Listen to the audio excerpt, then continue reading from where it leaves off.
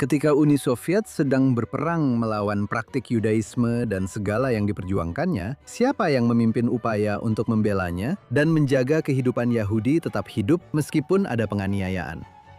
Dan bagaimana orang yang sama memimpin kebangkitan kajian Yahoo di Amerika Serikat dan membantu menjembatani kesenjangan antara Hasidim dan Ortodoksi tradisional, serta pentingnya bersatu mendukung Israel?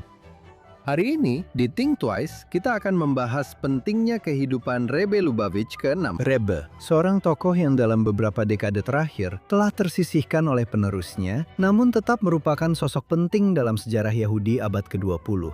Bersama penulis biografi terbaru.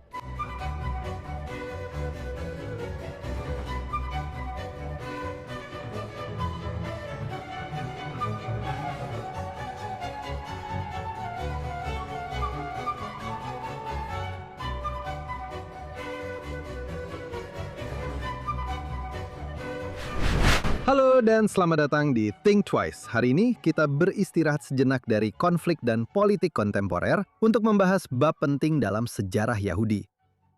Ketika Anda memikirkan Chabad dan gerakan Lubavitch serta dampaknya terhadap dunia Yahudi, fokusnya hampir selalu pada Rebbe Lubavitch ke-7, Rabbi Menachem Mendel Schneerson, sosok karismatik yang tidak hanya membawa gerakannya menjadi terkenal, tetapi juga meninggalkan jejak yang begitu besar sehingga tidak ada penerus yang pernah ditunjuk setelahnya. Akibatnya, hanya sedikit perhatian di luar dunia Hasid yang diberikan kepada orang yang digantikannya, Rebbe ke-6, Rabbi Yosef Yitzhak Schneerson. Namun jika kita ingin memahami bukan hanya bagaimana sebuah gerakan Hasid yang relatif kecil bisa menjadi fenomena dunia, tetapi juga dampaknya terhadap peristiwa-peristiwa penting dalam 100 tahun terakhir, kita perlu mengetahui lebih banyak tentang orang yang meletakkan dasar bagi perkembangan luar biasa itu. Selain itu, melihat kehidupannya bukan sekedar kisah tentang seorang tokoh agama yang sangat dikagumi. Ini adalah kisah tentang perlawanan Yahudi terhadap penindasan Soviet dan kelangsungan hidup Yahudi dalam iman dalam menghadapi perang pemusnahan oleh Nazi. Serta juga tentang bagaimana sekte kecil ini telah dan terus memberikan pengaruh pada kehidupan Yahudi sejak Perang Dunia Kedua. Jauh melebihi jumlah mereka yang kecil. Dan kami senang hari ini bisa menghadirkan penulis biografi baru yang penting tentang Rabbi Schneerson. Rabbi David Eliezer adalah anggota gerakan Chabad Lubavitch dan pendiri, direktur, serta pemimpin spiritual kongregasi Chabad North County Beth Meir HaKohen di Yorba Linda, California. Rabbi Eliezer adalah perwakilan Chabad untuk organisasi-organisasi Yahudi besar dan menjabat sebagai anggota dewan di Jewish Federation and Family Services of Orange County, California, serta merupakan anggota Dewan Gubernur Jewish Agency for Israel.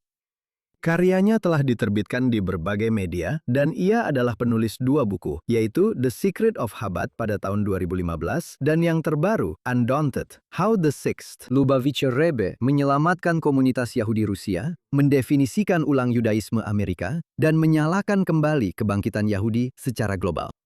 Rabbi David Eliezer, selamat datang di Think Twice. Ya, saya sudah lama menjadi penggemar, dan ini suatu kehormatan bisa ikut ambil bagian. Terima kasih banyak sudah meluangkan waktu untuk bergabung bersama kami hari ini. Saya ingin mulai dengan bertanya kepada Anda, mengapa saat ini begitu sedikit orang di luar kalangan Hasidim Chabad yang tahu sangat sedikit tentang Rebbe ke-6? Upaya Rebbe ke-7 telah membuat Chabad menjadi kekuatan internasional dalam Yudaisme dan menginspirasi rasa hormat yang besar, bahkan di antara banyak orang Yahudi sekuler. Serta, seperti yang Anda tahu, reputasi besar tentu saja di dalam gerakannya sendiri. Seperti yang Anda tulis, dia sebagian besar mengikuti jejak pendahulunya dan mengembangkan pencapaiannya. Ceritakan sedikit lebih banyak tentang siapa pria ini. Rebbe sebelumnya pada masanya memang sangat dikenal dan orang-orang benar-benar memahaminya. Sebagai contoh, ketika beliau turun dari kereta pada tahun 1930 di Chicago, ada 15.000 orang yang menyambut di sana. Dan beliau mendapat sambutan serupa di seluruh Amerika Serikat, di St. Louis, Baltimore, New York, dan sebagainya. Namun menurut saya, Rebbe telah membawa Chabad di era pasca perang dari sebuah komunitas Hasid ke sebuah kekuatan global. Anda tahu, kami sering bercanda, saya rasa seseorang bisa berargumen secara serius bahwa Chabad saat ini adalah organisasi Yahudi terbesar di dunia, terutama jika melihat beberapa studi Pew di Amerika Serikat. Jadi, pencapaian monumental dari Rebe yang sebenarnya terinspirasi oleh ayah mertuanya, Rebe sebelumnya, menurut saya seperti Sodowick telah melampauinya. Di dalam komunitas Chabad, dia sangat dikenal. Di kalangan ortodoks lainnya, dia juga cukup dikenal. Tapi menurut saya, orang-orang sebenarnya tidak benar-benar memahami seluruh hidupnya. Dan salah satu hal yang menurut saya telah dilakukan buku ini adalah memberikan pemahaman kepada orang-orang tentang pencapaian monumentalnya. Terima kasih telah mendengarkan Think Twice. Baik, Anda mendengarkan kami di platform podcast manapun atau menonton kami secara langsung di Facebook, X, atau di JNS TV, silakan like dan atau subscribe ke JNS, klik lonceng untuk notifikasi, dan berikan ulasan yang baik untuk kami. Selain Think Twice, ada juga podcast harian Jonathan Tobin, di mana saya berbagi lebih banyak berita dan analisis kepada Anda tentang isu-isu paling penting yang kita hadapi saat ini.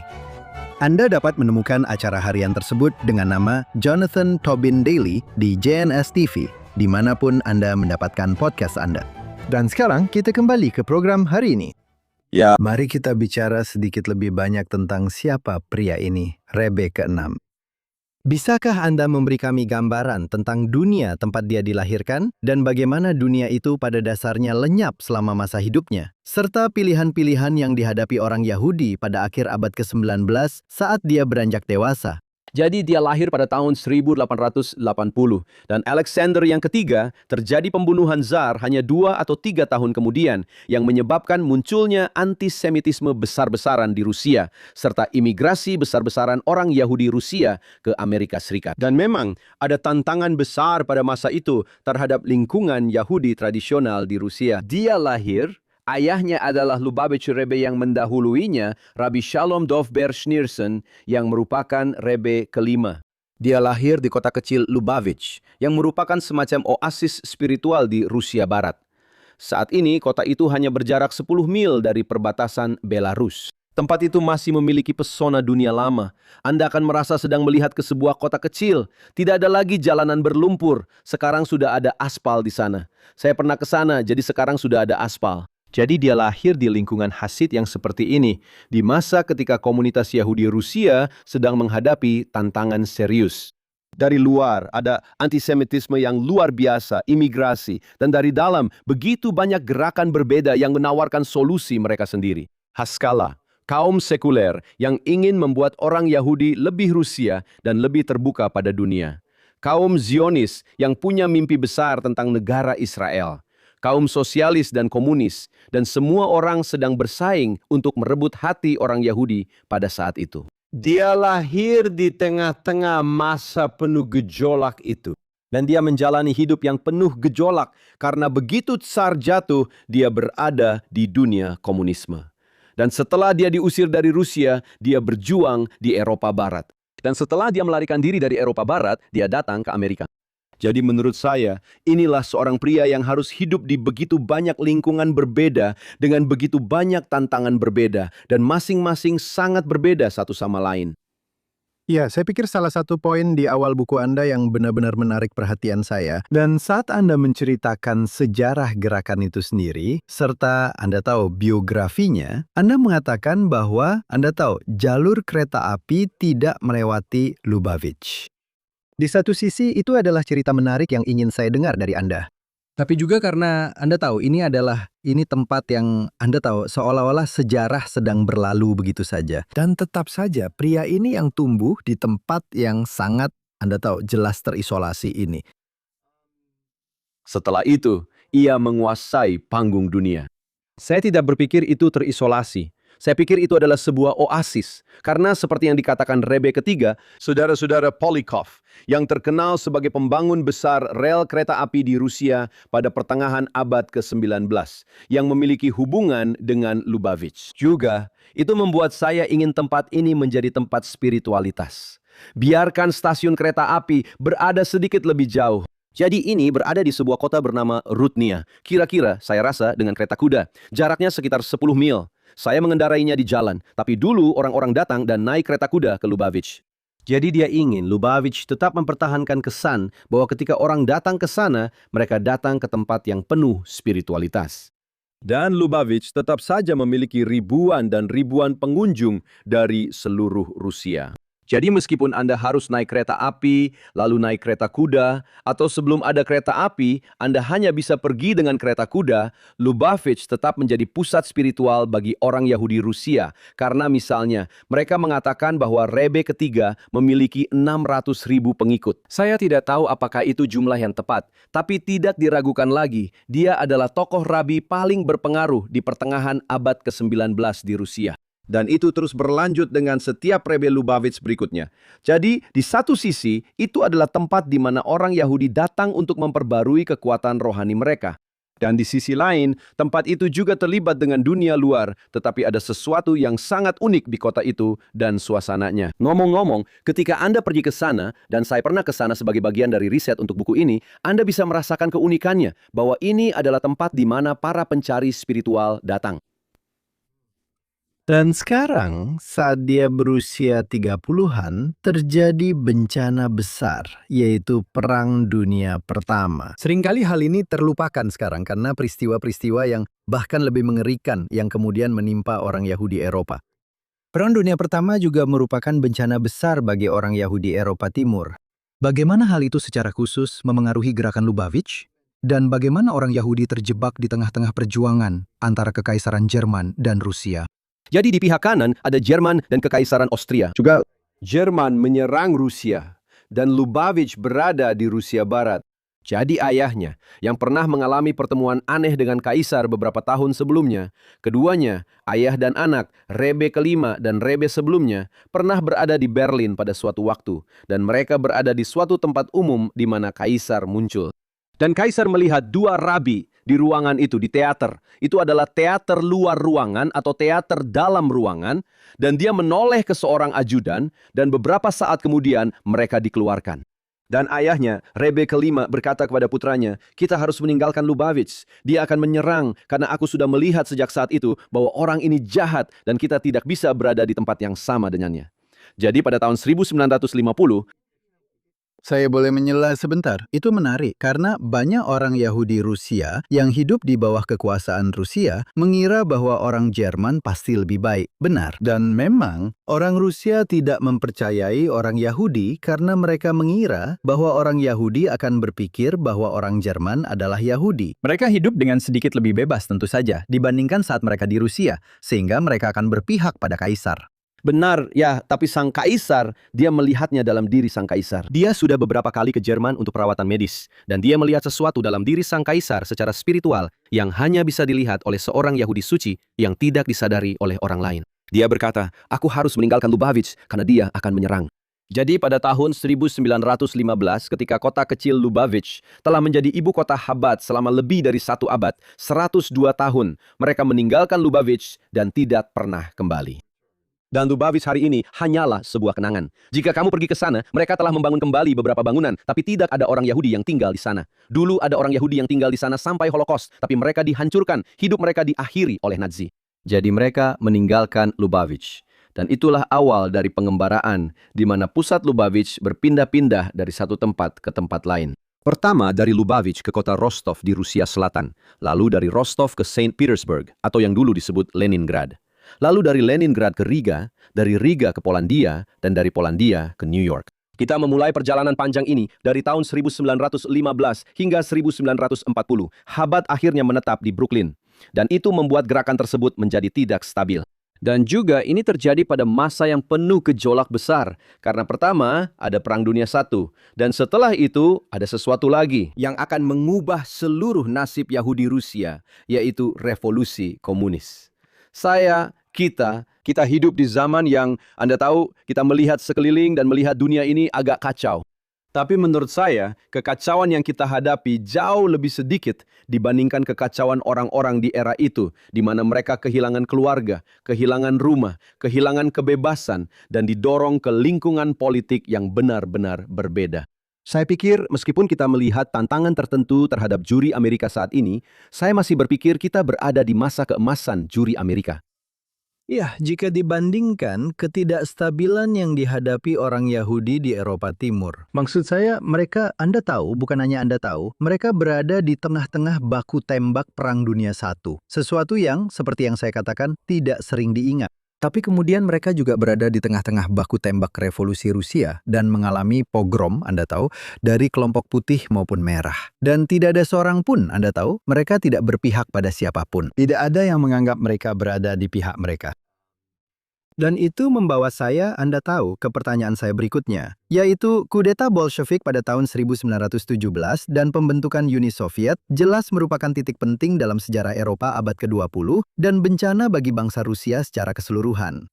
Tapi itu merupakan bencana besar bagi orang Yahudi. Bisakah Anda menceritakan kepada kami bagaimana Soviet memperlakukan orang Yahudi pada awalnya, terutama pada dekade pertama setelah Perang Dunia I? Dan apa itu Yevsektia? Dan bagaimana cara kerjanya?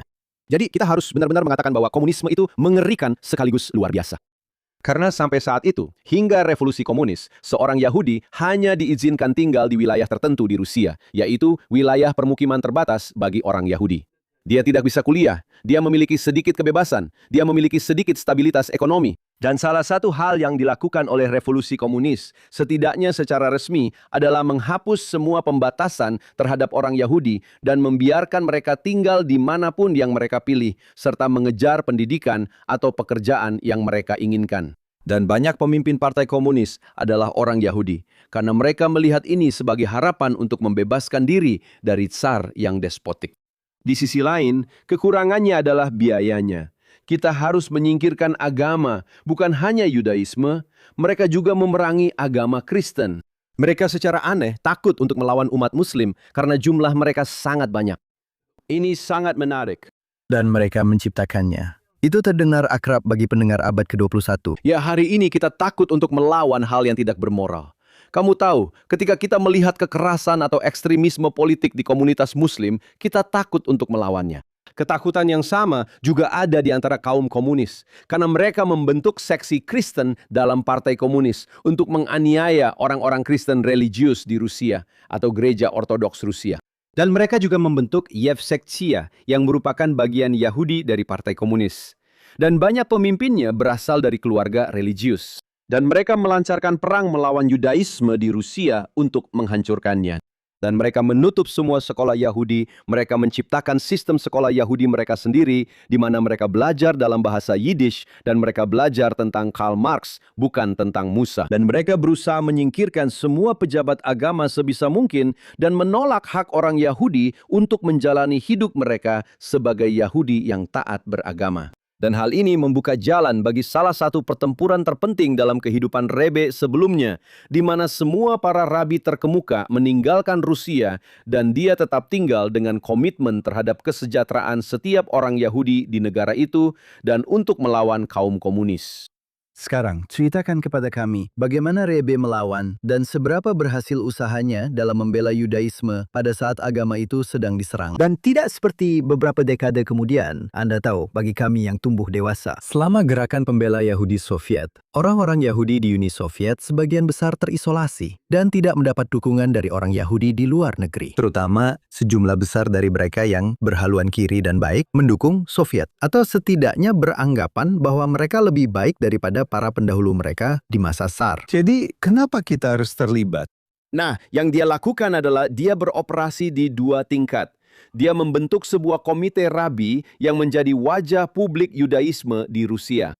Dan lebih dari itu, pada tahun 1924, dia mengajak 9 Hasidim terdekatnya dan mereka membuat apa yang disebut dalam bahasa Ibrani sebagai Kesas Bris, yaitu sebuah perjanjian sampai mati untuk menjaga Yudaisme tetap hidup di Rusia.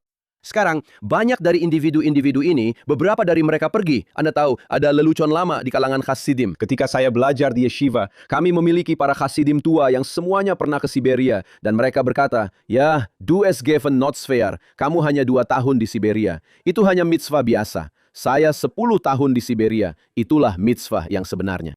Jadi yang mereka lakukan adalah mereka menciptakan sistem bawah tanah rahasia di Rusia yang pada dasarnya menjalankan sekolah-sekolah Yahudi, sinagoga, struktur komunitas, mikvah, apapun yang dibutuhkan, dukungan keuangan untuk menjaga kehidupan Yahudi tetap bertahan di Rusia. Sekarang, tidak diragukan lagi, itu tidak menjangkau setiap orang Yahudi Rusia.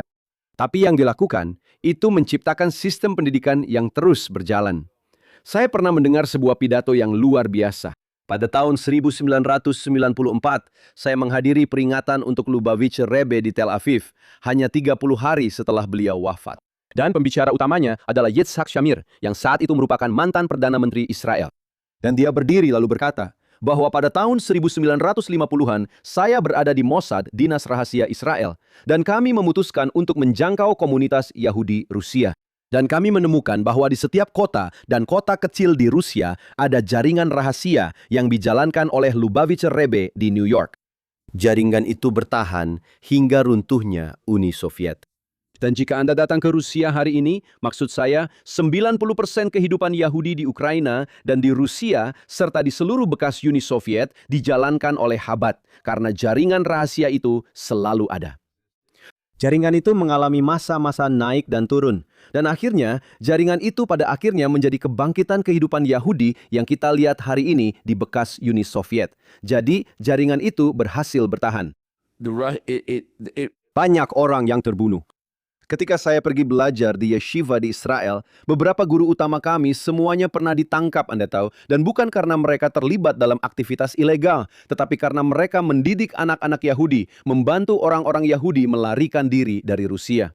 Dan mereka ini, omong-omong, menjadi panutan yang sangat kuat bagi kami, generasi saya, tentang pengorbanan diri. Jadi dia menciptakan jaringan rahasia. Itu sebagian besar didanai oleh orang-orang Yahudi dari luar negeri. Dia berusaha mendapatkan lebih banyak dukungan dari luar negeri. Dia berjuang dengan masalah itu, tapi dia berusaha memastikan bahwa di setiap kota dan kota kecil di Rusia ada infrastruktur Yahudi sepanjang masa Uni Soviet. Dan semuanya dilakukan dengan sangat rahasia. Ya, dia sendiri pernah ditangkap lebih dari sekali kalau tidak salah, seperti yang Anda ceritakan dalam buku Anda. 6 atau 7 kali dia ditangkap. Dan puncaknya terjadi pada tahun 1927 ketika dia ditangkap dan dijatuhi hukuman mati. Dan akhirnya hukuman itu dibatalkan karena gelombang dukungan dari Yahudi sedunia. Dan dia diasingkan dan akhirnya dia dibebaskan. Dan melalui upaya diplomatik besar, dia diizinkan meninggalkan Rusia pada tahun 1927. Dia sedang mempertimbangkan apakah dia harus pergi atau tidak, tapi dia benar-benar dihadapkan pada pilihan antara mati atau meninggalkan Rusia dan mencoba mengordinasikan jaringan rahasia di dalam Rusia dari luar perbatasan Rusia. Dan dia membuat pilihan itu. Dia dalam kondisi kesehatan yang buruk. Maksud saya, dia memang seperti itu. Anda tahu, Anda banyak membahas dalam buku tentang tantangan kesehatannya. Menjadi pemimpin gerakan bawah tanah yang sedang dikejar-kejar oleh pemerintah totaliter, Anda tahu, itu adalah tugas yang sangat berat bahkan bagi orang yang sangat sehat sekalipun. Tapi bagi seseorang yang benar-benar Anda tahu sedang mengalami tantangan kesehatan yang serius, itu pasti membuat semuanya jadi jauh lebih sulit. Kesehatannya semakin memburuk seiring berjalannya waktu.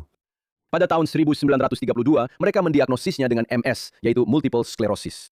Tapi menurut saya yang lebih menarik, karena saya rasa saat dia masih di Rusia, dia memang punya masalah kesehatan, tapi tidak separah setelah dia meninggalkan Rusia. Yang menurut saya lebih menarik adalah ketika dia datang ke Amerika pada tahun 1940, dengan sikap revolusioner, dia akan mengubah komunitas Yahudi Amerika. Dia turun dari kapal, dia kesulitan berbicara, dia duduk di kursi roda, dan dia memulai sebuah transformasi dalam komunitas Yahudi Amerika di 10 tahun terakhir hidupnya yang benar-benar radikal dan luar biasa. Dan fakta bahwa dia melakukannya dengan semua tantangan kesehatan dan tantangan medis itu. Dan bahwa dia juga berusaha menyelamatkan sebanyak mungkin orang di Eropa. Pada saat yang sama, menurut saya tantangan yang dia hadapi di kemudian hari terkait kesehatan lebih menarik daripada tantangan yang dia hadapi saat berada di Rusia. Tapi di Rusia, dia menghadapi kematian secara langsung. Dan dia menghadapi kaum komunis tanpa rasa takut sama sekali, yang menurut saya telah menciptakan budaya yang sangat menarik di Chabad.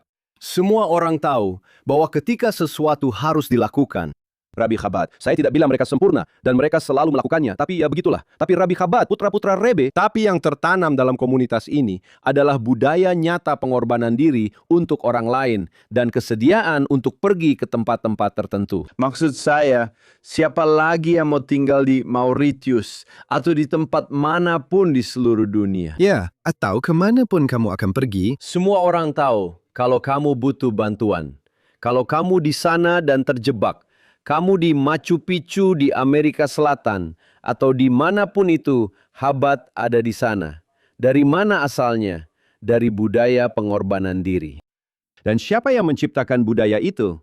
Dialah yang melakukannya di Rusia, karena dia dan para pengikutnya mempertaruhkan nyawa mereka, dan mereka menciptakan serta menanamkan gagasan ini dalam Chabad. Bahwa ketika berjuang demi kemajuan bangsa Yahudi, ketika membela Yahudi, membela Yudaisme, membela Israel, bahwa kita tidak perlu merasa malu, kita harus tidak takut, dan kita tidak akan diintimidasi oleh siapapun. Dan saya selalu berpikir dalam hati, ketika guru saya di Yeshiva menghabiskan 9 tahun di Siberia, dan saya mengalami kesulitan, Anda tahu, kita semua pasti punya kesulitan. Saya datang ke sebuah lingkungan pinggiran kota di Orange County untuk mengembangkan pusat Chabad yang alhamdulillah akhirnya berhasil. Tapi kami melewati banyak tahun-tahun yang sulit. Dan saya selalu berpikir dalam hati, apa sih kesulitan saya, Anda tahu, mengumpulkan sedikit uang atau apapun yang harus saya hadapi dibandingkan dengan dikirim ke Gulag. Dan saya pikir hal ini menciptakan budaya di Chabad yang benar-benar berdampak pada komunitas Yahudi di seluruh dunia. Ya, itu memang jadi terasa lebih proporsional. Sekarang, salah satu cerita sampingan yang menarik yang muncul di buku Anda, terutama dalam sejarah sebelum Perang Dunia II atau bahkan selama itu, adalah hubungan antara Chabad dan Joint Distribution Committee atau JOIN yang kadang harmonis dan kadang penuh gesekan. JOIN saat itu, dan masih sampai sekarang, merupakan sumber utama bantuan filantropi Yahudi untuk komunitas Yahudi yang terancam di seluruh dunia. Apa saja titik-titik ketegangan antara Chabad dan JOIN sebelum Perang Dunia II? Jadi yang pertama, Chabad dan JOIN telah memiliki hubungan yang panjang selama 1 abad. Dan itu seperti pernikahan, kadang-kadang keduanya akur, kadang-kadang keduanya tidak sependapat. Namun, meskipun Rebbe sebelumnya memiliki perbedaan pendapat yang mendalam dengan JOIN selama tahun 20-an dan 30-an, beliau tidak pernah mengkritik mereka secara terbuka. Beliau hanya melakukannya secara pribadi, karena beliau selalu melihat nilai dari hal-hal yang dilakukan oleh JOIN. Dan ada juga, Anda tahu, saat ini di Rusia, saya rasa benar-benar setelah runtuhnya era komunis, ada banyak persaingan di Rusia tentang siapa yang akan menjadi organisasi yang dominan. Apa yang akan terjadi? Saya rasa saat itu juga ada beberapa ketegangan dengan JOIN yang sekarang sudah mereda dan kami bekerja sama dengan mereka. Namun, apa yang terjadi pada tahun 20-an dan 30-an menurut saya adalah kesalahan terbesar dalam filantropi Yahudi dalam sejarah umat manusia, yaitu JOIN. Kepala JOIN saat itu adalah Felix Wahlberg, yang pada waktu itu adalah menantu dari Jacob Schiff, yang saya rasa sudah wafat pada saat itu. Dan Felix Wahlberg, menurut biografernya, adalah seorang Yahudi yang hanya muncul di kuil Emmanuel selama setengah jam pada Yom Kippur. Dia bukanlah seorang yang spiritual. Dia pergi ke Rusia pada tahun 1926. Dan orang-orang Rusia, komunis, Yevseksia, serta para komunis di Rusia ingin menciptakan koloni Yahudi, di mana orang-orang Yahudi akan terlibat dalam bidang pertanian. Rebbe menginginkan agar orang-orang Yahudi dibiarkan tinggal di lingkungan perkotaan, di mana mereka bisa bekerja secara mandiri di rumah mereka. Mereka bisa hidup di dalam komunitas Yahudi mereka. Mereka akan memiliki infrastruktur komunal. Mereka bisa berusaha semaksimal mungkin untuk mencari nafkah melalui industri rumahan.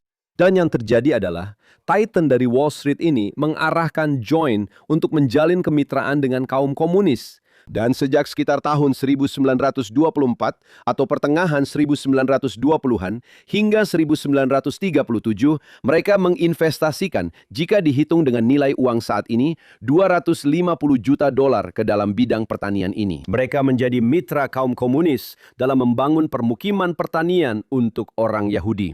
Di tempat yang Anda datangi, tidak ada sinagoga, tidak ada sekolah, tidak ada struktur komunitas. Mereka berusaha menjadikan orang Yahudi sebagai komunis yang baik. Dan itu berakhir buruk, karena pada tahun 1937, Stalin yang berbalik melawan semua orang juga berbalik melawan JDC. Dan ada 200 pekerja JDC di Rusia, dan mereka akhirnya diasingkan, dibunuh, atau dipenjara. Jadi mereka menyembunyikannya di Amerika karena reputasi mereka akan terlihat sangat buruk. Anda tahu apa yang terjadi pada semua orang kita? Dan bagi saya itu agak mengejutkan karena saya tidak akan pernah melupakan kematian akibat teroris yang terjadi di Mumbai yang benar-benar mengguncang kami sampai ke inti. Dan di sini JOIN kehilangan 200 orang dan mereka menutupinya. Sekarang kebetulan ini benar-benar cerita yang mengejutkan. Dan dia datang ke Amerika pada tahun 1929, 1930. Dan tujuan utamanya adalah dia telah berurusan dengan para pemimpin JOIN di Eropa yang semuanya sangat menghormatinya. Dan seperti yang ditulis salah satu dari mereka dalam sebuah laporan kepada para pemimpin di Amerika, Rebe adalah satu-satunya yang tahu bagaimana cara menyalurkan semuanya ke Rusia. Dengan kata lain, uang, organisasi, logistik, dia yang mengurus semuanya, dia berhasil melakukannya. Jika Anda ingin memastikan untuk membantu seorang Yahudi di suatu kota di Rusia, berikan uangnya kepada Rebe di Riga, Latvia. Uang itu akan sampai di Rusia dalam beberapa bulan, dan orang itu akan menerima uangnya. Namun, Walbert begitu yakin bahwa dia melakukan hal yang benar. Dia pernah ke Rusia pada tahun 1926. Dia melihat desa-desa, Walberg 6, Walberg 7. Semua orang berdiri di sana dengan peralatan pertanian mereka. Mereka membodohi orang itu. Benar-benar desa Potiemkin ya. Desa Tatanka. Dan pada akhirnya yang menarik ada sebuah surat kabar. Saya tidak tahu apakah Anda ingat itu. Saya ingat waktu kecil namanya Soviet Heimland. Itu adalah surat kabar propaganda Soviet. Dan pada tahun 1950-an, di tahun 50-an, surat kabar itu menulis koloni Yahudi sudah mati. Itu gagal. Jadi, Joint menghabiskan $1,4 miliar untuk sebuah eksperimen yang gagal. Di sisi lain, $1,4 miliar tahun 1920-an dan 1930-an. Ya, di tahun 1920-an lebih banyak uang daripada bagaimana bisa begitu?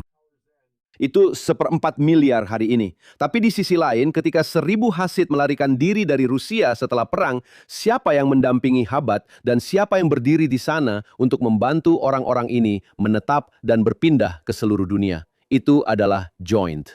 Ketika Chabad membangun sistem sekolah di Maroko mulai tahun 1950, yang akhirnya memiliki puluhan ribu murid, siapa mitra utama Chabad? Itu adalah Joint. Dan dalam banyak upaya lainnya juga demikian. Jadi meskipun Rebe memiliki perbedaan pendapat yang mendalam dengan mereka, yang tidak pernah ia ungkapkan secara terbuka, selalu dilakukan secara pribadi kepada mereka, karena dia selalu menulis, Joint melakukan hal-hal baik. Dia tidak setuju dengan Walberg, Dan Wahlberg, yang berasal dari sudut pandang yang sangat sekuler, memandang Rebe dengan sangat meremehkan. Kami memiliki surat-surat dari Wahlberg. Saya tidak mempercayainya. Anda tahu, dan dia bahkan tidak percaya ada antisemitisme di Rusia. Persepsi para pemimpin Joint di Amerika tentang realitas di Rusia benar-benar sangat mengejutkan. Dia bukan satu-satunya yang pergi ke Rusia, Anda tahu, dan berpikir bahwa dia telah melihat masa depan. Inilah masa depan. Dan Anda tahu tapi... Tapi yang terjadi adalah ini, menurut saya, merupakan babak yang sangat kelam dalam sejarah organisasi itu yang akhirnya didokumentasikan oleh sejarawan organisasi tersebut. Saya belum pernah melihat sebuah peringatan untuk semua orang yang terbunuh. Namun pada saat yang sama, hubungan dengan Chabad di era pasca perang di Maroko dan di banyak tempat lain, dan hari ini di organisasi tersebut, kita tahu kita adalah pemain terbesar dalam kehidupan Yahudi di bekas Uni Soviet. Organisasi tersebut memiliki pusat-pusat, memang jumlahnya lebih sedikit dibandingkan 20-30 tahun lalu, tapi tetap melakukan banyak pekerjaan penting. Dan di banyak komunitas ini, kami bermitra dengan organisasi tersebut dan bekerja berdampingan dengan mereka. Jadi ini seperti hubungan yang panjang, seperti keluarga, seperti mispaha. Kami sempat tidak akur selama beberapa tahun, lalu kami akur dengan sangat baik, dan sekarang kami sedang berusaha untuk tetap akur. Jadi itulah yang saya maksud. Tapi saya pikir ada pelajaran di sini untuk para filantropis Yahudi, bahwa mereka benar-benar perlu memperhatikan kemana mereka menyalurkan uang mereka. Dan memang hari ini, dan itu sudah jelas, ada prasangka tertentu terhadap Chabad yang tidak semua orang di komunitas Yahudi, terutama yang lebih sekuler, ingin mendukung kami. Meskipun di banyak bidang, kami adalah kekuatan utama dalam kehidupan Yahudi. Lihat saja kehidupan Yahudi di kampus saat ini. Keberhasilan Chabad sungguh luar biasa. Dan lihatlah, jika Anda pergi ke Ukraina, saya sudah 2 kali ke sana sejak perang dimulai. Federasi Yahudi sangat mendukung pekerjaan yang telah kami lakukan di Ukraina. Dan orang-orang mulai menyadari bahwa, Anda tahu, kita adalah pemain besar di lingkungan-lingkungan ini. Jadi masih ada ketidaknyamanan tertentu di antara beberapa orang Yahudi di komunitas Yahudi yang lebih liberal. Dan saya memahaminya. Mungkin mereka secara filosofis tidak setuju dengan sistem nilai dan ideologi kita untuk benar-benar melihat dan berkata, oke, kita ingin menyelesaikan tugas ini. Apakah Chabad benar-benar pihak yang punya kapasitas untuk melakukan tugas itu? Karena, dan itu kita masih menurut saya melawan beberapa bias itu di beberapa bagian dunia Yahudi. Tapi saya merasa terhubung dengan kisah Yahudi yang standar, dan itu memang sangat menarik. Kisah Yahudi yang terkenal, tidak ada yang baru. Benar. Sekarang, melanjutkan kisah hidupnya, kisah hidup sang Rebe. Setelah Rebe ke-6 meninggalkan Rusia, beliau tinggal di Eropa selama tahun 1930-an. Meskipun beliau pernah mengunjungi Amerika Serikat. Beliau juga mengunjungi, Anda tahu, yang saat itu disebut Palestina. Namun, ketika dua gerakan totaliter, komunisme dan nazisme, secara bertahap meningkatkan penindasan mereka terhadap orang Yahudi. Apa tujuan beliau saat itu, dan seperti apa keberhasilan yang beliau raih dalam menghidupkan kembali Yudaisme pada masa itu di Polandia, yang sebelum Holocaust merupakan rumah bagi jutaan orang Yahudi. Itu adalah pusat kehidupan Yahudi terbesar di dunia. Benar, itu sudah jelas. Tapi lihat, beliau datang ke Polandia dan beliau tidak mengikuti agenda kalangan Haredi lainnya. Dunia Haredi secara politik sejalan dengan Gush Emunim. Chabad secara historis selalu mengambil posisi untuk tidak pernah terlibat dalam politik, apapun alasannya. Dan dia juga, dari Polandia, berusaha melakukan apapun yang dia bisa untuk membantu orang Yahudi di seluruh dunia. Dia mengirim utusan ke Afrika Selatan, ke Australia, dan ke banyak negara lain untuk meningkatkan kehidupan Yahudi. Memang benar, tapi yang menarik ketika dia datang ke Polandia, pengikutnya sangat sedikit dan dia membangun jaringan yeshiva yang pada tahun 1930 hanya memiliki satu yeshiva dengan mungkin 50 atau 100 murid. Dan pada tahun 1939 dia memiliki 11 yeshiva dengan hampir 1.500 murid. Dia benar-benar membangun Chabad dari dalam komunitasnya sendiri di Polandia. Dan kadang-kadang dia berselisih dengan para pemimpin lain di komunitas Haredi yang lebih konservatif karena dia tidak bergabung dengan mereka dalam lingkungan politik yang bahkan masih terjadi hingga hari ini. Chabad adalah satu-satunya kelompok agama besar di Israel yang tidak menjadi bagian dari partai politik manapun. Para hasid Chabad di Israel semuanya memilih secara individu untuk partai pilihan mereka. Dan saya harus memberitahu Anda sesuatu yang lucu. Setiap tahun mereka mengeluarkan penghitungan di setiap kota di Israel tentang siapa yang memilih partai mana. Ada sebuah kota Chabad di Israel yang disebut Tzfat Chabad. Dan selalu ada satu orang di sana yang memilih partai sayap kiri, Meretz. Saya tidak tahu siapa itu. Mungkin dia hanya bercanda, tapi ada satu pendukung Meretz di Tzfat Chabad di antara ribuan pemilih. Tapi dengar, mungkin itu adalah orang lama di Meretz yang menjadi religius. Ini negara bebas, syukurlah negara yang bebas. Mereka bisa memilih siapapun yang mereka mau. Tapi Chabad tidak pernah menjadi bagian dari sistem politik itu. Dan secara historis, Chabad memang punya sifat independen. Jadi menurut saya di Polandia, dia sedang berjuang untuk tetap relevan. Dan dia juga tidak sependapat dengan beberapa otoritas keagamaan di sana. Dan pada saat yang sama, dia berusaha menjangkau komunitas Yahudi di seluruh dunia. Dia mencoba menggalang dana dan mengoordinasikan jaringan bawah tanah di Rusia. Seperti yang saya katakan, dia mengirim utusan ke Afrika Selatan, Australia, dan tempat-tempat lain untuk terhubung dengan komunitas Yahudi di sana. Dia menghabiskan 1 tahun di Amerika, di mana dia kembali dengan sikap yang sangat berbeda tentang Yahudi Amerika. Karena banyak orang Ortodoks memandang Amerika sebagai apa yang kita sebut Traifa Medina, negara yang tidak kosher. Jangan pergi ke sana, keyahudianmu akan menurun. Dan Rebe kembali dari Amerika setelah hampir setahun di sini dengan pandangan yang sangat optimis terhadap Yahudi Amerika. Dia merasa bahwa mereka memiliki semangat yang murni. Mereka terbuka terhadap spiritualitas. Dan dia merasakan optimisme besar untuk Yahudi Amerika. Dan di dermaga pada hari dia pergi, dia berkata Amerika akan menjadi pusat besar pembelajaran Yahudi di masa depan. Dan dia memiliki rasa optimisme ini. Jadi pada masa antara perang ini, benar-benar merupakan masa transisi bagi Chabad.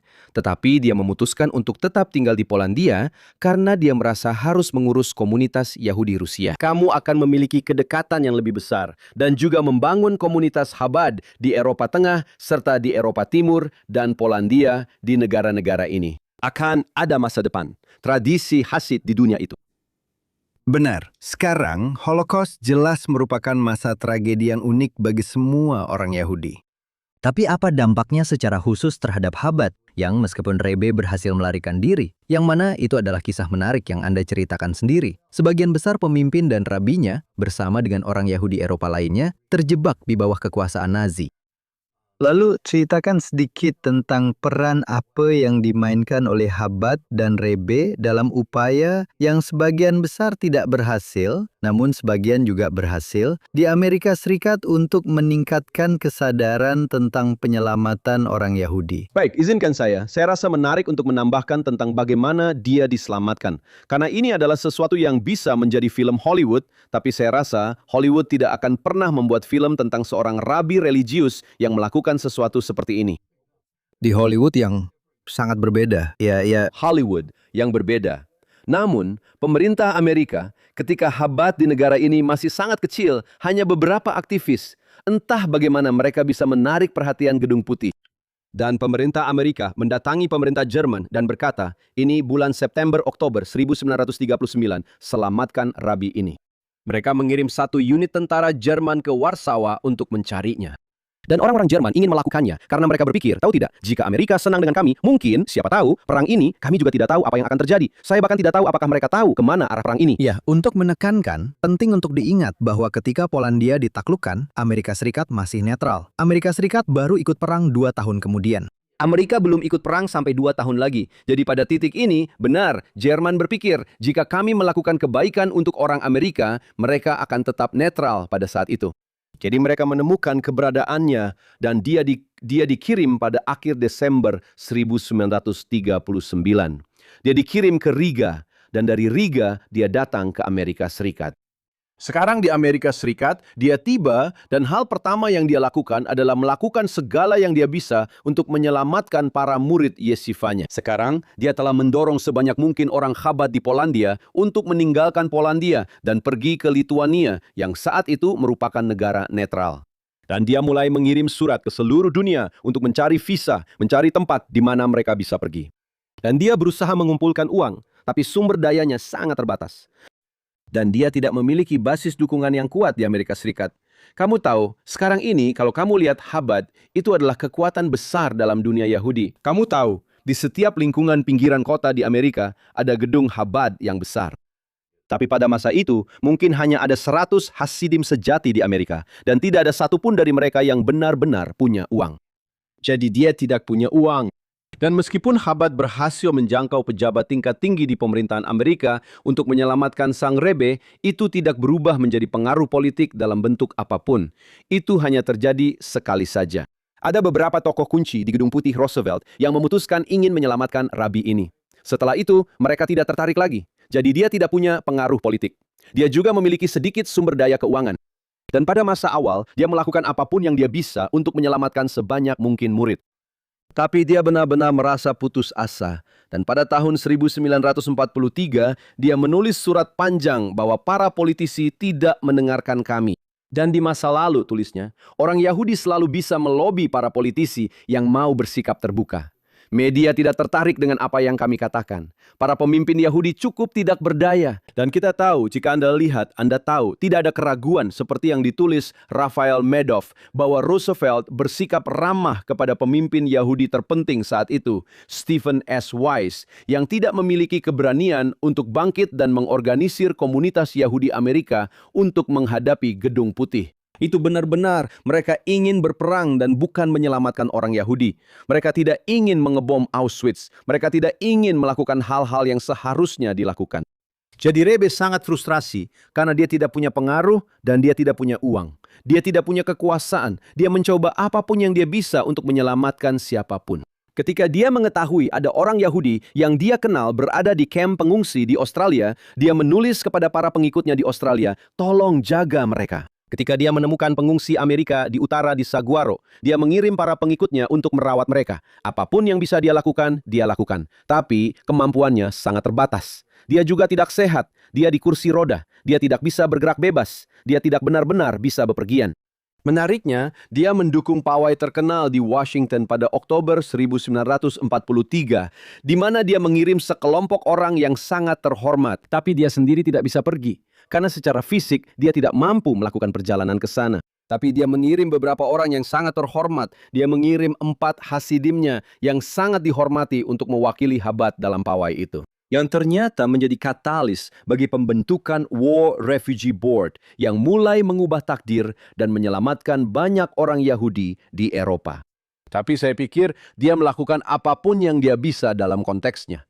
Tapi karena ketidakmampuannya untuk bertindak di ranah politik, dia juga mengatakan, ini adalah saat di mana kita harus merespon secara spiritual dengan berdoa, belajar lebih banyak Torah, dan kembali kepada Tuhan. Respon klasik Yahudi di saat-saat tragedi dan krisis yang mengerikan adalah harus ada refleksi spiritual. Jadi dia juga meminta hal itu pada saat ini. Namun, dan dia memang menyelamatkan sekelompok muridnya yang akhirnya sampai di Shanghai. Hampir 50 dari mereka berakhir di Shanghai. Beberapa dari mereka sampai ke Kanada sebelum perang. Tapi dia selalu mencari apa yang bisa dia lakukan. Saya ingin menceritakan sebuah kisah yang sangat menarik, yang menurut saya sangat menggugah tentang dirinya. Pada bulan Januari 1941, sekelompok murid dari Yeshiva Tels, yang merupakan yeshiva terkenal di Eropa, mereka semua memiliki paspor Inggris, akhirnya tiba saya rasa di Brisbane atau Adelaide. Mereka akhirnya berada di Australia. Ketika orang Australia melihat mereka di sana, Anda tahu, itu adalah negara persemakmuran Inggris. Itulah cara mereka bisa sampai ke sana. Mereka telah melakukan perjalanan melintasi seluruh Rusia hingga ke Tiongkok. Amerika belum ikut perang sampai Desember 1941. Ini adalah Januari 1941, dan mereka akhirnya berada di Australia. Orang Yahudi lokal di Australia, Anda tahu, saat itu belum ada sekolah harian Yahudi di Australia. Ada rabi ortodoks, tapi mereka cenderung pasif. Mereka tidak menentang merosotnya religiositas para anggotanya. Jadi orang Yahudi lokal berkata, Anda tahu apa? Kalian sebaiknya pergi ke Amerika saja. Kami akan membayar ongkos kalian. Jadi semua murid Yeshiva Tels menulis surat kepada kepala Yeshiva, Rosh Yeshiva dari Yeshiva Tels yang berasal dari Eropa. Dia sudah berada di Amerika. Namanya adalah Rabbi Eliezer Bloch, seorang cendekiawan Torah yang hebat. Dapatkan visa untuk kami ke Amerika. Dan mereka mendapatkan visa itu lalu pergi ke Cleveland, di mana mereka membangun kembali Yeshiva Tels yang masih ada sampai hari ini. Ada satu murid Chabad dalam kelompok itu. Namanya adalah Chaim Gutnick. Dan dia berasal dari keluarga Chabad. Jadi dia menulis surat kepada Rebbe di Brooklyn dan berkata, kirimkan saya visa. Dan Rebbe mengirimkan pesan balasan kepadanya. Januari 41 setelah perang, para pengungsi akan datang ke Australia dan kamu harus tetap di sana untuk menciptakan tempat belajar Torah, mengajarkan mereka tentang Tuhan, dan memperkuat Yudaisme. Pada saat itu, Hitler berada di posisi terkuatnya di Eropa. Orang-orang bahkan, Roosevelt pun belum benar-benar membantu Churchill seperti yang diinginkannya. Inggris sedang berjuang dalam pertempuran Blitz. Dan Rebbe mengatakan bahwa akan ada pengungsi yang datang ke Australia setelah perang. Dan jika Anda pergi ke Australia hari ini, salah satu keluarga rabinik yang paling terkemuka adalah keluarga Gutnick. Kepala pengadilan rabinik, kepala kastrus, semuanya berasal dari keluarga itu. Pada masanya, dia sendiri menjadi salah satu rabi paling terkemuka di Australia. Dan anak-anaknya, cucu-cucunya, bahkan cicit-cicitnya masih melanjutkan warisan itu hingga hari ini. Tapi inilah visi seorang Rebbe, bahwa beliau melihat bukan hanya apa yang sedang terjadi saat itu, tapi juga apa yang akan terjadi di masa depan. Jadi beliau mengangkatnya sekarang. Dan hari ini, 80% dari para rabi di Australia adalah rabi Chabad di sinagoga. Itu perjalanan yang luar biasa. Dan banyak hal baik. Ngomong-ngomong, banyak hal baik. Baik. Halo, sesampainya di Amerika Serikat, seperti yang Anda tulis di buku Anda, Rebbe secara sadar memilih untuk melakukan sesuatu yang berbeda. Bukan mencoba menyesuaikan diri, seperti yang dilakukan banyak kelompok ortodoks atau Hasid lainnya, tetapi mencoba menyebarkan filosofi Chabad dan memperluas pendidikan Yahudi. Berbeda dengan yang lain yang berpikir, bahwa Anda tahu tren Yahudi sekuler, kita hanya harus menjaga komunitas kecil kita sendiri. Kita tidak bisa menjangkau orang lain. Mengapa dia membuat pilihan itu? Dan bagaimana reaksi sebagian besar dunia Yahudi pada saat itu? Pertama, sebagian besar dunia Yahudi, khususnya dunia Yahudi sekuler, menganggap dia tidak relevan. Dunia Yahudi ortodoks menganggap dia hidup dalam khayalan. Dan dia turun dari kapal, dan dia terkenal dengan ucapannya, Amerika itu nicht anders. Amerika itu tidak berbeda. Yudaisme akan bertahan di negara ini dan berkembang seperti di Eropa. Dan Anda mendedikasikan 2 bab untuk ungkapan itu. Benar, dan itu adalah ungkapan yang sangat penting. Dan itulah yang dia lakukan selama 5 tahun perang, dan apa yang dia lakukan setelah perang. Kedua hal ini sangat penting. Dan yang Zarking adalah mengubah pendekatan Yudaisme tradisional di Amerika dari bertahan menjadi menyerang. Dia tidak akan duduk diam dan menunggu orang datang kepadanya. Jadi, inisiatif besar pertamanya adalah antara tahun 1940 dan 1950 menurut Profesor Sarna, yang mungkin adalah sejarawan Yahudi paling terkemuka di Amerika. Profesor Jonathan Sarna. Jonathan mengatakan ada 92 sekolah harian Yahudi yang didirikan. Sepertiga dari sekolah-sekolah itu didirikan oleh Rebbe dan sebagian besar didirikan dalam 5 tahun masa perang. Dan apa yang dia lakukan katanya, kita perlu merevolusi Yudaisme di Amerika. dan alat utama untuk itu adalah pendidikan Yahudi. Dia benar-benar melakukan di Amerika apa yang dia lakukan di Rusia, karena di Amerika dia menghadapi perdebatan yang sama dengan dunia Yahudi Ortodoks, seperti yang dia hadapi di Rusia. Karena ketika komunisme datang, semua pemimpin besar dari yeshiva besar, Reb Ishus Israel Salanter, Chofetz Chaim, yang merupakan orang suci, Reb Aaron Kotler, semua orang ini pergi bersama yeshiva mereka dan banyak lainnya.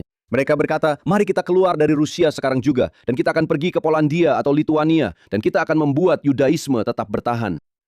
Beberapa dari mereka datang ke Amerika pada awal perang dan selama perang, sebelum perang, dan mereka, sekali lagi, ingin menciptakan model Yudaisme yang dibentengi, yang merupakan model yang masih ada hingga hari ini. Pergilah ke Lakewood, New Jersey. Itu adalah keberhasilan yang luar biasa. Ada 5-6 ribu orang yang belajar penuh waktu di yeshiva terkenal di sana, tapi itu di Lakewood, New Jersey. Sang Rebbe berkata, tidak, saya bertanggung jawab atas kesejahteraan setiap Yahudi di negara ini, setiap Yahudi di dunia.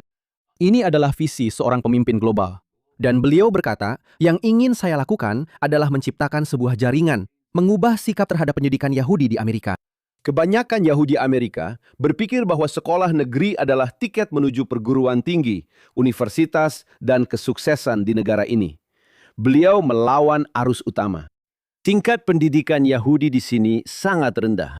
Tapi kebanyakan, menurut saya, deskripsi terbaik untuk saya adalah yang pernah dikatakan kepada saya oleh seorang rabi yang sekarang sudah tiada, tapi beliau ada di gerbang. Dia berada di dermaga pada hari Rebbe tiba.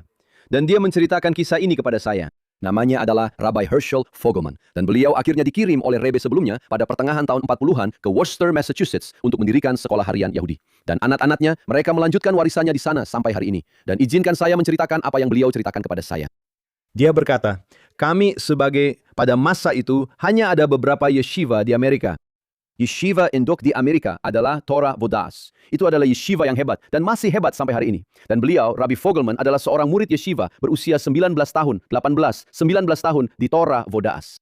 Dan beliau menggambarkannya kepada saya bahwa kami, segelintir Yahudi religius di Amerika, merasa seperti iring-iringan gerobak di padang rumput yang dikepung oleh suku Indian. Kita semua pernah melihat film koboi lama, di mana iring-iringan gerobak membentuk lingkaran, dan suku Indian mengelilingi mereka, menembak, dan mereka semua berusaha mempertahankan diri, sementara suku Indian mencoba menyerang mereka. Lalu datanglah pasukan kavaleri Amerika Serikat dan mengusir suku Indian. Tapi apa yang dikatakan Fogelman kepada saya? Bahwa Rebbe datang seperti pasukan kavaleri Amerika Serikat, dan dia tidak hanya ingin mengusir suku Indian, dia ingin menaklukkan seluruh benua. Inilah, dia mengubah pola pikir Yahudi Amerika dari bertahan menjadi menyerang. Dia harus berjuang di dalam komunitasnya sendiri untuk meningkatkan wawasan mereka. Dia harus berjuang melawan dunia ortodoks lainnya, yang bahkan melihat mereka yang mencoba mendirikan institusi di Amerika, mereka mengikuti model Yudaisme yang tertutup. Kami akan membangun institusi untuk anak-anak kami. Kami tidak akan mengubah seluruh komunitas. Rebbe adalah seorang revolusioner. Dan sekarang kita lihat maju cepat ke tahun 2026. Menurut studi Pew terbaru, sepertiga Yahudi Amerika pergi ke Chabad setiap tahunnya. Kamu tahu, itu benar-benar menakjubkan. Dengan kata lain, bisa dikatakan bahwa jumlah orang yang menghadiri Chabad yang 80-90% bukan ortodoks lebih banyak daripada orang yang mengikuti gerakan reform saat ini. Saya rasa kamu bisa membuat argumen statistik untuk fakta itu. Pernyataan yang lebih menakjubkan. Dan ini juga menunjukkan bagaimana cara lama kita membagi diri dan mengidentifikasi berdasarkan afiliasi sudah agak usang pada titik ini. Benar sekali. Dan kita melihat jadi kita melihat di sini dia turun dari kapal pada tahun 1940, dia ingin mengubah arah Yudaisme Amerika. Dan ketika Chabad berkata, jika sepertiga sudah datang, di mana 2/3 lainnya? Kamu juga harus membawa mereka masuk lewat pintu depan. Tapi pada titik ini, dia sedang mengubah arah Yudaisme tradisional di negara ini. Dia tidak berusaha mengatakan, saya akan membuat yeshiva yang hebat. Meskipun memang ada yeshiva-yeshiva yang hebat dan mereka mencapai hal-hal luar biasa. Tapi itu tidak benar-benar relevan dengan tempat saya tinggal di Orange County, California. Dia ingin mengubah arah. Dia punya rasa optimisme ini. Dia akan mengubah arah. Dan dengan sumber daya yang terbatas, dia sendiri duduk di kursi roda, bicaranya sulit dan terhambat. Dan tidak pernah. Dan berapa banyak Hasidim yang dia miliki di Amerika? 100? 200? Saya tidak berbicara tentang orang-orang yang menyukai Chabad dari negara asal. Tapi Hasidim sejati sangat sedikit. Dia berkata, saya akan mengubah Yudaisme Amerika. Dan sekarang ketika kita melihat ke depan, 80-90 tahun kemudian, kita bisa melihat dampak dari keputusan-keputusan itu. Karena apa yang benar-benar dilakukan oleh Rebe adalah meneruskan tongkat estafet yang diberikan oleh mertuanya, Rebe sebelumnya, kepadanya. Dia meneruskannya dengan cara-cara yang sangat kreatif, tetapi dalam banyak hal dia hanya mengambil ide-ide dari mertuanya dan mengembangkannya, memberdayakannya, dan mengubah takdir bangsa Yahudi. Ya, itu adalah poin yang sangat penting dan benar-benar menjadi titik balik dalam sejarah Yahudi Amerika. Sekarang salah satu perbedaan utama antara Chabad dan beberapa gerakan ortodoks lainnya adalah hubungannya dengan Zionisme. Chabad adalah sebuah gerakan yang, seperti yang Anda tulis, memiliki ikatan yang sangat kuat dengan tanah Israel jauh sebelum berdirinya negara Israel. Namun, seperti banyak kelompok lain yang bersikap bermusuhan terhadap Zionisme sebelum tahun 1948, Chabad sangat tidak setuju dengan orang-orang Yahudi sekuler yang pada dasarnya ingin membentuk ulang identitas Yahudi di Israel dengan mengesampingkan iman dan tradisi. Namun setelah tahun 1948, Rebe membuat pilihan yang berbeda terkait negara Israel dibandingkan dengan beberapa orang lain di komunitas religius. Apa yang dia lakukan dan apa yang memotivasinya untuk membuat pilihan itu? Pertama, Untuk memahami latar belakangnya, Chabad secara historis, seperti kelompok religius lain di Rusia, sangat peduli dengan gagasan bahwa fondasi utama identitas Yahudi haruslah Taurat dan bukan nasionalisme sekuler. Jadi, salah satu alasannya adalah penolakan terhadap Zionisme. Sebenarnya, ada kisah yang sangat menarik bahwa kelompok Zionis pertama di Rusia disebut Bilu, Bet Yaakov Lehu Venucha, kaum Yakub, marilah kita pergi. Dan Rebe keempat namanya Reb Shemuel yang meninggal pada tahun 1883. Dia mengatakan bahwa dia berdiskusi dengan Bilu. Ayat dalam Taurat mengatakan, kaum Yakub, marilah kita pergi, Beor Hashem, dalam cahaya Tuhan. Dia berkata, jika saja mereka menambahkan 2 baris terakhir itu, aku juga akan bergabung dan pergi ke Eretz Israel. Jadi inti dari perdebatan itu adalah tentang hakikat identitas Yahudi dan apa saja dasar-dasar dari identitas Yahudi. Dan Zionisme, dan dalam banyak hal, itulah yang ingin dilakukan, yaitu mengubah cara orang Yahudi memandang diri mereka sendiri, bahwa kita memiliki sebuah bangsa dan kita memiliki sebuah negara. Kita tidak membutuhkan Yudaisme dan kita tidak membutuhkan Taurat lagi. Namun, ada 3 reaksi terhadap pendirian negara pada tahun 1947 dan 1948. Kita perlu memahami apa saja reaksi tersebut. Dunia Haredi berkata begini, kita telah memiliki hubungan yang sangat buruk dengan Zionisme selama sekitar 70-80 tahun terakhir. Kita akan menciptakan masyarakat di dalam masyarakat. Kita akan memiliki partai politik kita sendiri untuk membela diri. Kita sebenarnya tidak ingin mendukung wajib militer. Kita tidak ingin terlalu aktif terlibat dalam masyarakat Israel. Kita akan mengambil sikap memisahkan diri. Para Zionis religius mengatakan bahwa negara ini adalah awal dari proses penebusan.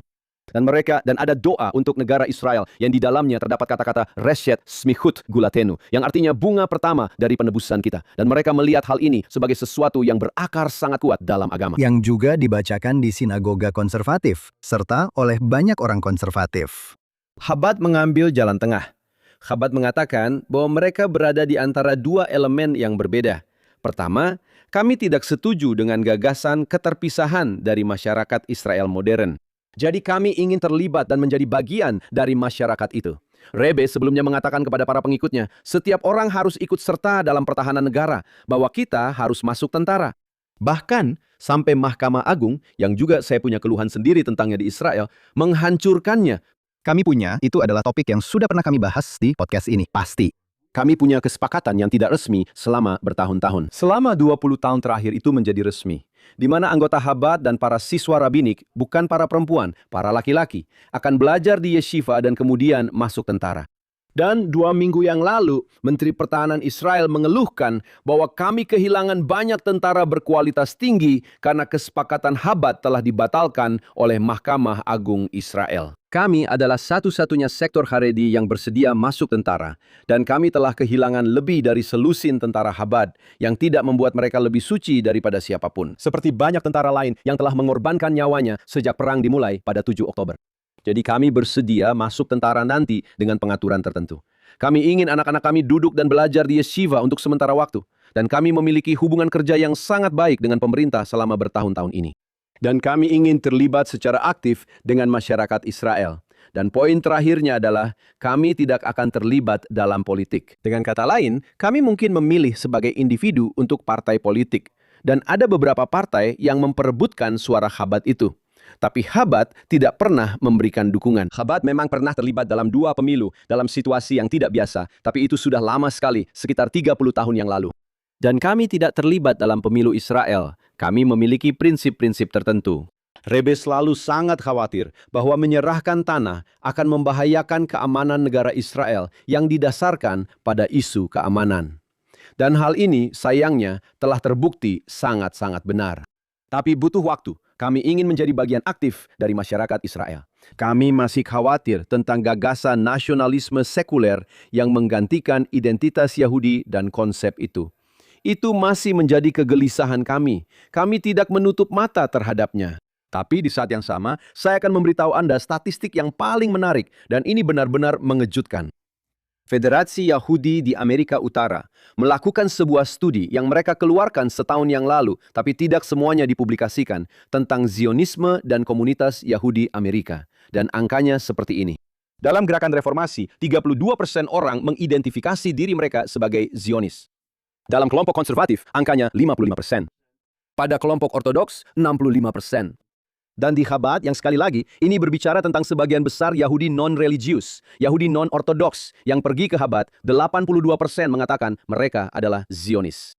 Sekarang ketika studi ini dipublikasikan, saya sedang duduk bersama sekelompok pemimpin Yahudi Amerika, dan saya berkata, apa perbedaan antara kami dan kalian? Saya berkata, kalian berbicara tentang Balfour dan Hitler. Maksud saya bukan Hitler, Tuhan melarang. Balfour dan Herzl, saya salah bicara. Balfour dan Herzl yang memiliki gagasan mulia. Kalian tahu, mereka ingin membangun sebuah negara dan semua itu. Dan kami berbicara kepada orang Yahudi tentang perjanjian mendasar Abraham dengan Tuhan yang mengatakan bahwa tanah Israel adalah milik bangsa Yahudi. Dengan kata lain, gagasan tentang Eretz Israel, tentang Israel adalah prinsip dasar dalam identitas Yahudi yang menyentuh inti dari identitas spiritual kita. Jadi anehnya, Hal yang disangkal oleh orang Yahudi anti-Zionis di pihak kiri bersama dengan hal-hal lain yang mereka sangkal. gerakan yang anti-Zionis selama bertahun-tahun karena aspek nasionalisme sekuler saat ini menjadi fondasi terbesar dan tempat dukungan utama di diaspora untuk negara modern Israel. Dan itu bukan berdasarkan statistik yang saya buat-buat. Anda bisa tanya pada diplomat Israel manapun. Saya tidak peduli apakah dia di Peru atau di Paraguay, apakah dia di Australia atau di Argentina. Dia akan memberitahu Anda siapa yang bisa mereka andalkan di komunitas Yahudi setempat untuk membangun dukungan bagi Israel. Jadi, meskipun kita masih merasa tidak nyaman dengan unsur nasionalisme sekuler itu, kita tetap sangat percaya untuk mendukung Israel. Kita percaya bahwa apa yang terjadi dalam semua perang ini adalah sebuah keajaiban. Dan saya akan mengakhiri gagasan ini dengan sebuah pernyataan yang sangat menarik. Sekarang genap 50 tahun sejak serangan terkenal di Entebbe. Dan saya ingin berbagi dengan Anda apa yang dikatakan oleh Lubavitcher Rebbe 1 atau 2 minggu setelah serangan itu. Dia berkata, jika ada seorang tentara yang tidak pernah, dan kita semua tahu bahwa pesawat-pesawat itu terbang pada hari Sabtu dan mendarat Sabtu malam di Entebbe untuk menyelamatkan, Anda tahu, orang-orang Israel, semua orang yang diculik di sana. Dan kita kehilangan saudara laki-laki Bibi Netanyahu. Dan ada satu wanita lain bernama Edith Block, saya pikir namanya Block, yang terbunuh. Tapi semua orang lainnya berhasil diselamatkan. Dan Rebbe berkata seperti ini, jika ada seorang tentara Israel, yang tidak pernah menjalankan satu pun satu sabat dalam hidupnya, tetapi dia terbang pada Syabas untuk menyelamatkan nyawa orang-orang di Entebbe. Dia adalah, dan saya akan mengatakannya dalam bahasa Ibrani, Begeder Tzadik Gomor. Dia dianggap sebagai orang suci dan seperti seorang tzadik, orang yang saleh. Karena seperti itulah cara Anda memandang seorang tentara Israel yang mempertaruhkan nyawanya. Dan sebenarnya kita memiliki banyak tentara tanpa keluarga di Israel dari komunitas Chabad di Amerika. Dan salah satu dari mereka baru-baru ini terbunuh. Moshe Yitzhak Katz dari New Haven, dia terbunuh. Dia berada di korps pasukan terjun payung sebagai seorang Hasid dengan janggut, lengkap semuanya. Dan dia berasal dari New Haven, Connecticut. Dan dia dinamai menurut salah satu utusan perintis dari Rebbe sebelumnya yang dikirim ke New Haven pada tahun 1943 untuk mendirikan sekolah harian Yahudi. Dia baru-baru ini terbunuh sekitar 2 bulan yang lalu dalam pertempuran di Lebanon. Jadi kami telah membayar harganya. Kami bersedia membela Israel. Kami masih peduli dengan nasionalisme sekuler. Kami tidak terlibat dalam politik di Israel. Kami terlibat dengan ide-ide. Dan kami memiliki lebih dari 1.000 institusi di Israel yang membina kehidupan Yahudi di negara itu dengan cara yang tidak politis. Ya, itu benar sekali. Sekarang pertanyaan terakhir saya. Dalam Undaunted, Anda membuat argumen yang sangat kuat bahwa Rebe ke-6 adalah salah satu tokoh paling penting dalam kehidupan Yahudi abad ke-20. Namun dalam menulis buku ini, saya rasa Anda telah berusaha menciptakan sebuah karya ilmiah sejarah yang serius. Tetapi juga ia menggabungkan beberapa kisah turun-temurun dari gerakan tersebut tentang dirinya dan para pendahulunya. Dan yang memandang Rebe Chabad sebagai sosok spiritual yang kehidupannya seolah-olah melampaui sosok manusia biasa, bukan sekedar rabi biasa. Seberapa sulit mencoba menggambarkan kedua aspek dari pria ini dan gerakannya dalam satu buku. Jadi begini, di satu sisi, menurut saya perjuangannya adalah saya sebagai seorang Hasid. Karena seorang Hasid memandang seorang Rebe sebagai sosok yang suci dan penuh kekudusan, dan melihat bahwa mereka hidup di tingkat yang berbeda. Dan secara pribadi, saya tidak pernah bertemu dengan Rebe sebelumnya, jadi saya tidak bisa bercerita tentang beliau kepada Anda.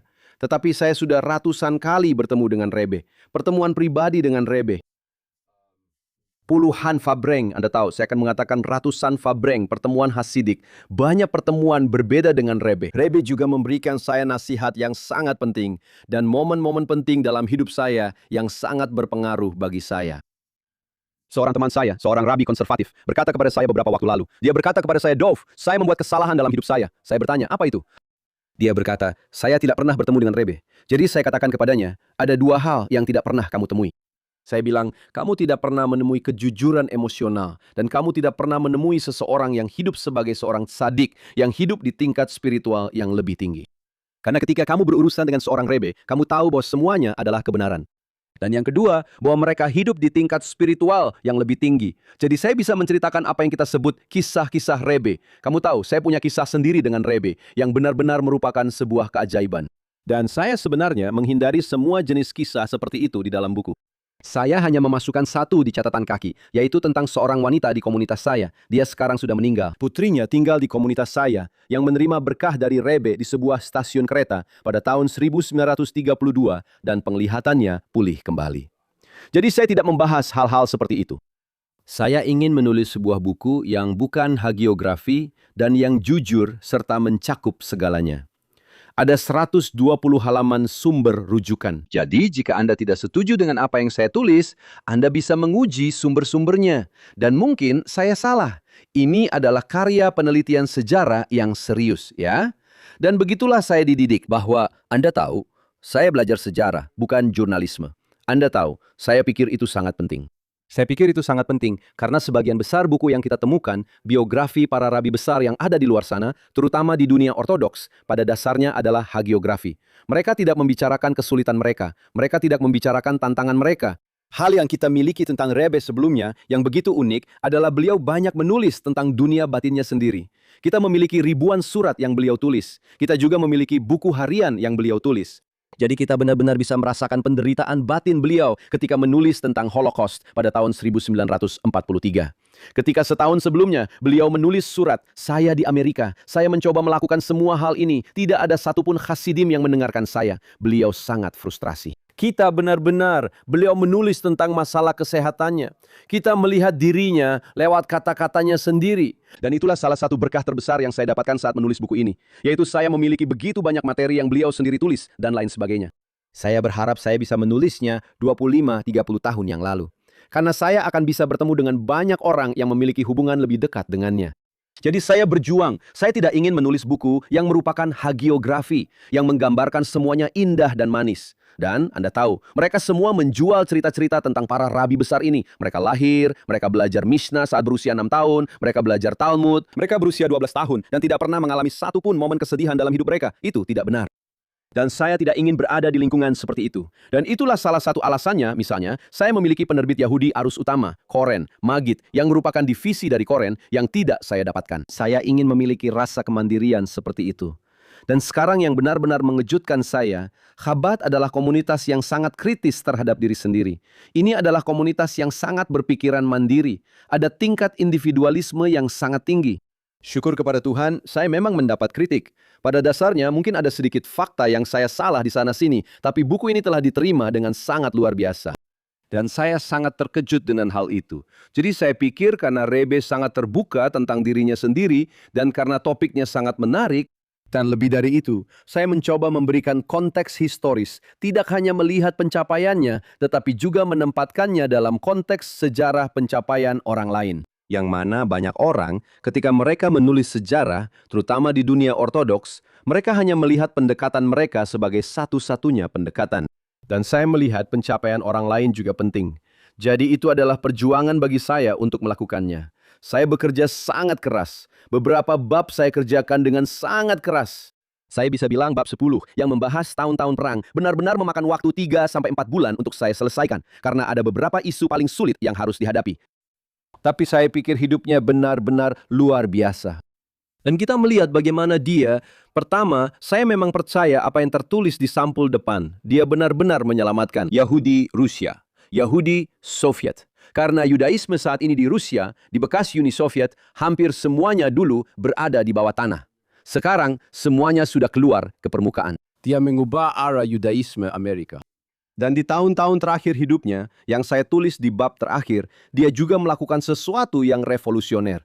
Karena pada tahun 1946, di akhir tahun 46 dan 47, 1000 Hasid Chabad melarikan diri dari Rusia dengan paspor Polandia palsu. Ini omong-omong bukan hanya film Hollywood, ini layak jadi serial Netflix. Tapi sekali lagi, mereka tidak akan melakukannya karena mana mungkin mereka mau berbuat baik.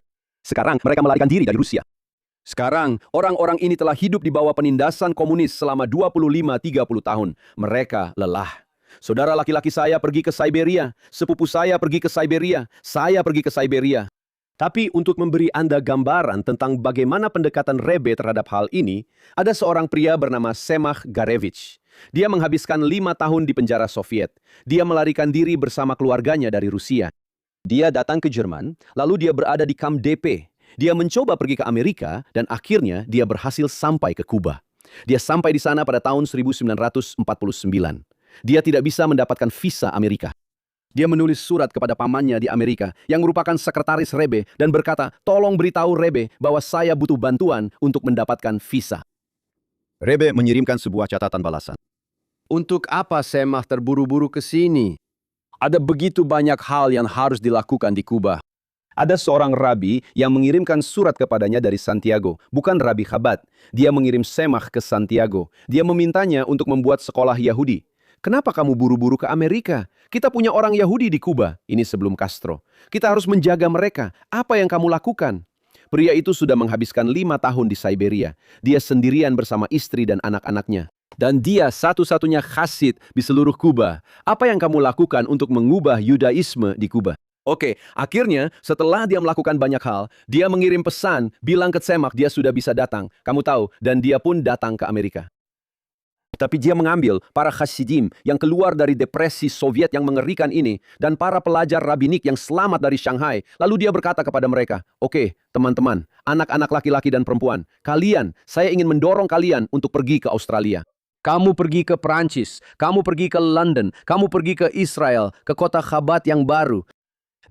Jika kamu pergi dan melihat ke seluruh dunia hari ini, dan kamu melihat seperti apa Chabad hari ini di Prancis, di mana setengah dari para rabi di Prancis adalah rabi Chabad. Jika kamu pergi ke Inggris atau Australia, di mana hari ini Chabad tidak diragukan lagi, kamu tahu, 80% dari para rabi di semua sinagoga adalah rabi Chabad, juga sekolah-sekolahnya. Ini adalah organisasi terbesar di negara di Amerika Selatan. Dan di semua tempat ini, dia menanam benih masa depan dengan mengirimkan Hasidim terdekatnya. Mereka semua lelah. Mereka telah melewati masa komunisme.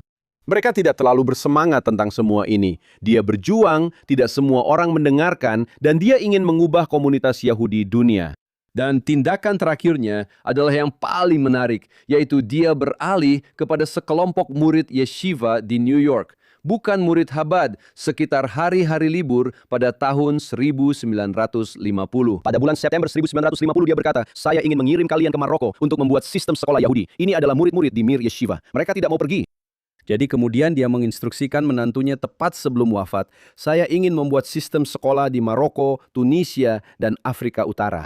Dan apa yang dilakukan menantunya sebagai tindakan pertama ketika dia menjadi rebe, bahkan sebelum dia secara resmi menjadi rebe? Chabad menciptakan jaringan pendidikan besar-besaran pada tahun 50-an dan 60-an bekerja sama dengan Joint yang patut diapresiasi, yang pada dasarnya memberikan begitu banyak orang Yahudi di Afrika Utara, Tunisia, dan Maroko pendidikan Yahudi. Jadi tindakan terakhir di dunia ini dari seorang rebe Hasid yang lahir di sebuah kota kecil di Lubavitch adalah memastikan bahwa orang Yahudi di Meknes, di Casablanca, di Fez mendapatkan pendidikan Yahudi. Itulah visi seorang pemimpin Yahudi global.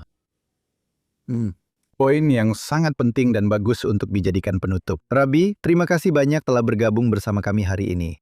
Bagaimana para penonton dan pendengar kami bisa mendapatkan salinan Undaunted? Undaunted tersedia di Amazon dan di setiap toko buku Yahudi. Anda juga bisa memesannya secara pribadi melalui Barnes & Noble atau yang lainnya. Tidak terlalu banyak toko buku biasa sekarang. Itulah tragedi besar dalam hidup. Sayangnya ya. Dan bukunya tersedia. Dan saya juga mendorong mereka untuk menulis ulasan di Amazon. Sejauh ini, semua ulasan mendapat 5 bintang. Saya butuh beberapa lagi. Jika mereka ingin mengkritik, mereka bebas untuk mengkritik. Tapi saya pikir cerita ini sangat penting karena ini menceritakan tentang memperjuangkan prinsip-prinsip juga tentang kemampuan kita. Rebe memberdayakan orang-orang untuk menjadi agen perubahan. Dia percaya pada para kasidimnya bahwa mereka bisa melakukan hal-hal besar. Dan saya pikir ini mengajarkan kita semua tentang tanggung jawab pribadi dan bahwa kita semua bisa membawa perubahan di dunia ini. Semua yang dia inginkan adalah agar kita bisa mengubah takdir Yahudi. Dia mengubah takdir Yahudi di abad ke-20. Dan saya percaya bahwa para Hasidimnya akan melanjutkan itu. Saya akan mengakhiri dengan ini. Saya memiliki 2 cucu yang luar biasa. Dalam 6 hingga 8 bulan terakhir, keduanya telah menjadi utusan Chabad. Satu di San Francisco, di mana dia bekerja dengan para profesional Yahudi muda, dan yang kedua di Budapest. Dia menikahi seorang gadis dari Budapest yang melakukan hal yang sama. Dan fakta bahwa generasi baru Rabi Chabad muda ini masih berusia awal 20-an. Dan para Rebbetzin yang pergi bersama mereka sebagai pasangan sedang melanjutkan misi ini. Bahwa Rebe sebelumnya memulai, yang kemudian dilanjutkan oleh Rebe ke generasi berikutnya, menurut saya benar-benar merupakan pembenaran atas nilai-nilai yang diajarkan oleh Rebe sebelumnya dan Rebe kepada kita. Tentang pengorbanan diri, kepedulian, perhatian, tanggung jawab sebagai Yahudi, tentang mencintai sesama Yahudi, dan fakta bahwa Torah dapat diajarkan dengan penuh kasih sayang kepada generasi berikutnya. Di mana mereka bisa memutuskan, mengambil keputusan untuk terhubung dengan tradisi dan warisan mereka agar dapat melanjutkannya. Dan fakta bahwa kita memiliki begitu banyak anak muda yang ingin melanjutkan idealisme yang telah dimulai oleh Rebe sebelumnya dan diteruskan oleh Rebe, menurut saya ini adalah bukti luar biasa atas warisan yang mereka tinggalkan untuk kita. Ya, saya rasa kita semua bisa mengucapkan amin untuk itu. Apalagi yang bisa saya katakan? Ya. Kucu, satu di Budapest dan satu di San Francisco. Baiklah, Mazel Tov atas pencapaian mereka. Dan saya sangat merekomendasikan buku ini. Ini adalah bagian penting dari sejarah Yahudi, seperti yang dikatakan oleh Rabi, juga menjadi inspirasi bagi generasi yang akan datang. Kami juga ingin mengucapkan terima kasih kepada para penonton kami. Jangan lupa untuk mendengarkan Jonathan Taubin Daily Edition setiap hari, yang bisa Anda dengarkan dimanapun Anda biasa mendengarkan podcast. Baik, Anda mendengarkan kami di salah satu platform tersebut maupun menonton kami secara langsung di Facebook, X, atau di kanal YouTube JNS, mohon untuk menyukai dan atau berlangganan JNS. Klik lonceng untuk notifikasi dan berikan ulasan yang baik untuk kami. Silahkan kirimkan pesan kepada kami di Think Twice di thinkwise@jns.org dan beritahu kami di mana Anda mendengarkan atau menonton acara ini serta pendapat Anda tentangnya. Dan ingat, teruslah membaca dan berpikir sendiri. Sampai jumpa lagi minggu depan.